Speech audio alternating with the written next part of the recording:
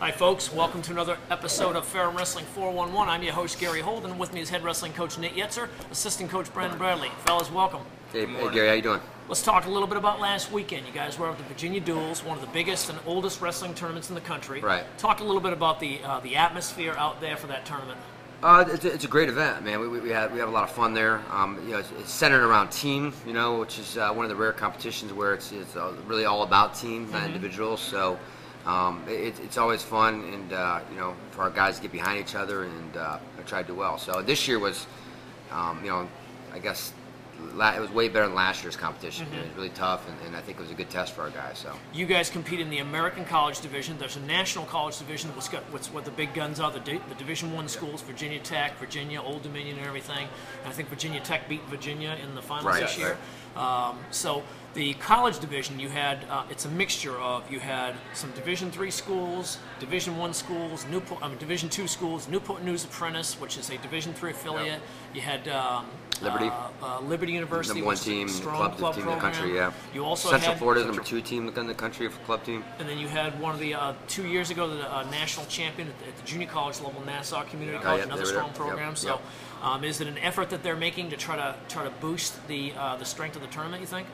I think so. I talked to Jason Bryant a little bit there, and he said, I think they're making a real big push to try to make it a 12-team or 16-team event, and mostly just have Division II, Division III teams in it. Maybe move Nebraska Kearney over to the American Division I. They wrestle the national one. They're the only 2 programs to do it. I think they struggled this year. I mean, they're the number 1, they're number 2 team in the country in Division II. Division II, yeah. And they struggled. Obviously against Division I. And I think there's a push to put them in our division. Would they make a 3rd division and have something like the junior colleges and the club programs in that 3rd division? He didn't really say anything about that. I don't know if that's going to be the plan. I mean, they have a hard enough time filling 8 teams up right now. I think 12 was going to be a heck of a push. Okay. And then if they think they start another division, I think it probably hurt. Sure. And the Division I, the national division, that is a 12-team tournament, right? They do pool play and then, then a 4-team tournament. Yeah, we got national duels going on at the same time. At our level, Division II, III, and junior college, I think. So I think it's hard to draw teams down there. So and that was the one. Was that in Iowa or something? Yeah. No, Fort Wayne. Yeah, Fort Wayne, Indiana. That's right. All right, let's talk a little bit about. We started off. You had the number 3 seed. Ferrum was unseeded. You guys faced number 3 Anderson. You lost 25-18. A couple of losses there were probably something that could have flip-flopped around and everything. Could have made the difference in the match. How did you feel about that match in general? We came out slow. I mean, generally, especially last year, we really relied on our lower weights to kind of carry us through, and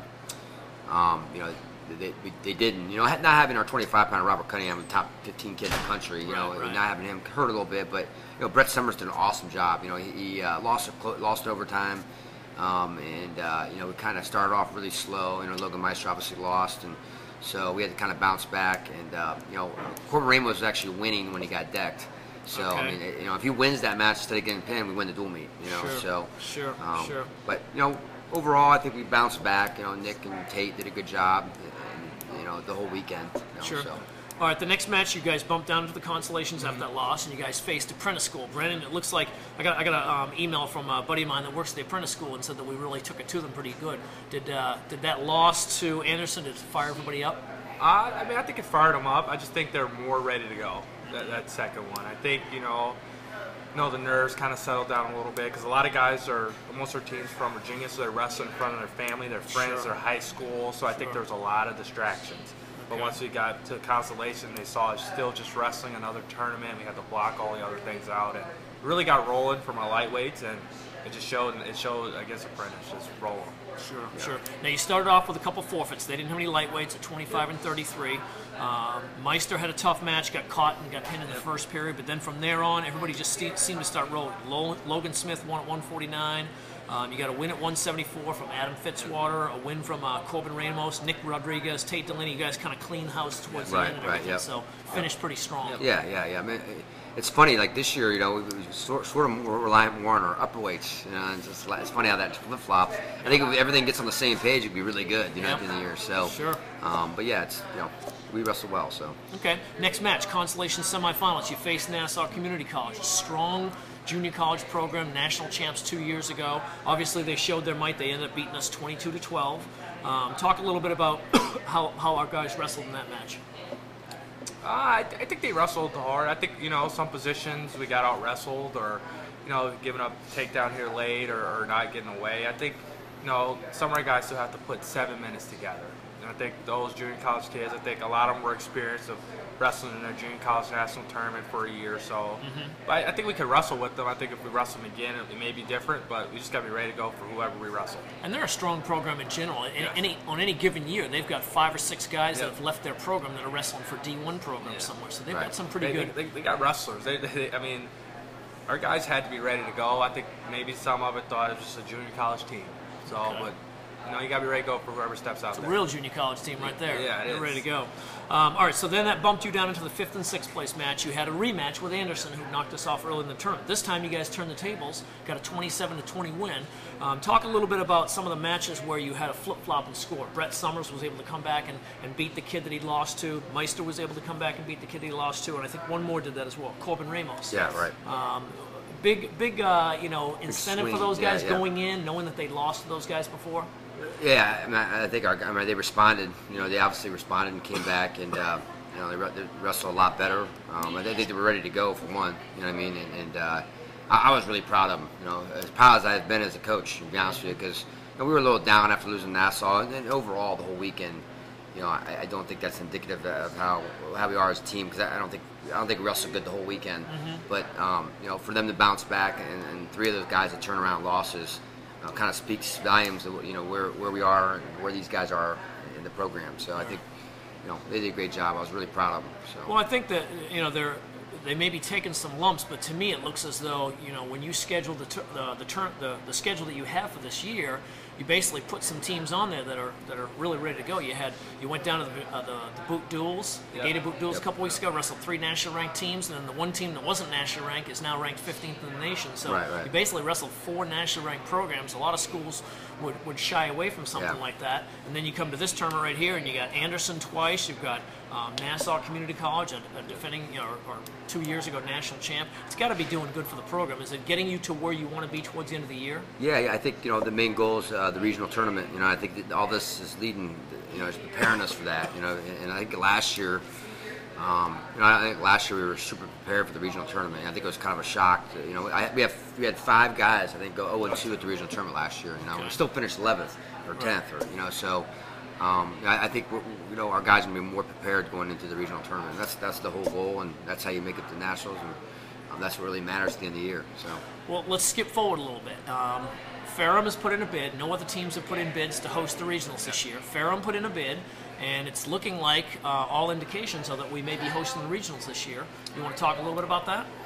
We're really excited. Anytime you can wrestle in front of your own fans, and obviously we have to do a lot of traveling because we're so far south. Sure. So it's kind of nice to, probably the most important event of the year to be able to stay in your own neck of the woods and not have to leave 2 days early. Sure. It's be we're kind of in the comfort of our own home. That being said, there's an added pressure because they're going to be wrestling in front of more fans and more people that.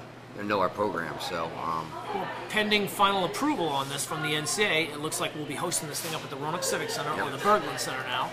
And beautiful facility, great place, lots of hotels. The airport's right there for any teams that do have to fly in out of New York or New Jersey or anything. But it seems as though it's a great venue for it and everything. I know that the people at the Berglund Center were very excited about hosting it there, and they've been asking us, do we have final approval yet? And it looks as though we're going to get that pretty soon. So I know you guys must be pretty excited. Are the wrestlers pretty excited? Yeah, I think they are. We haven't really, we haven't really come out and told them, but I think they're going to be fired up about it. I think it's a great thing. So great. Well, we're excited about it. Let's talk a little bit about what's coming up next for you. You got Southern Virginia tomorrow night, Friday night the 16th, 7 o'clock. First match of the year. Again, we've been on the road the whole year. Talk a little bit about what you expect there. I think it'll be exciting for our first match. Obviously, they're a brand new Division III team now. They just moved up, so I'm sure that they're in our position that we were last year. So they've been a club program for years. They've been a club, so they're building and trying to find out who they are. So our guys still better be ready to go. I think they're excited about finally wrestling in their gym, sleeping in their own bed the day of. Sure. I think it'll be good, and then obviously we have action-packed weekend that keeps rolling after that. Yep. Following week, you guys are back at home again. Yes. 2 Saturdays in a row. You've got the Panther Open. Talk a little bit about what you expect as far as the number of teams and things coming in here. It looks like we're going to have a really good turnout, and for our first year of the tournament. It looks like a large range of kids, too, Division I, Division II, Division III, obviously us, and then some club teams, and so it should be a wide range of kids, so it should be a pretty good tournament. So will you be running this over at Swartz Gym, down at the YMCA? What's the game plan there? We're going to run it down at the Ferrum YMCA, around campus. I think they have more space, it allows us to kind of lay down more mats to get through it. Obviously we don't want to be there all day. And I think the cool thing about what we're trying to do is, wrestling usually, you weigh in at like 6 a.m. and you start wrestling at 8 a.m. Like this year we're doing a little something different. I believe we're weighing at 9:30 and wrestling at 11. Yep. So it's not, people can come watch, first round on versus, having to get up. I don't even like doing that. So Teams can travel early in the morning to come to us if they're 2 hours or 3 hours away. So you'll have a championship final set somewhere in the 6, 7 o'clock at night type range. And we're just going to roll right through it. First year, just roll right through it. Then hopefully we can make more of a presentation next year as far as maybe have the finals on one mat or something. Great. We're looking forward to it and everything. Will we stream any of that? Will we stream like the championship matches or something? Yeah. I think that's Great. Well, we're looking forward to seeing how things go with tomorrow night. We'll be streaming that as well. Yes. Action starts at 7 o'clock, Sports Gym. Please visit ferrumpanthers.com if you'd like to watch that match. Click on multimedia and then choose live video. In case any of you are wondering where we're at here, we're not in the Norton Center. We are right now in the Ferrum Mercantile. We're downtown Ferrum. This is the former building that used to house Happy Pappy's, little general store, and it used to also have Fuds in here. Now it houses a Papa John's, Metro Deli. It's got a Homestead Creamery ice cream, Travalia coffee and donuts, and a small little country store type thing. So if you're in downtown Ferrum, stop on into the Mercantile and get yourself something to eat. Plenty of food opportunities and great coffee and donuts as well. So, coaches, I want to thank you for being here with us, and we'll see you tomorrow night at the match. All right, thanks, Gary. Thank you. Great, thank you.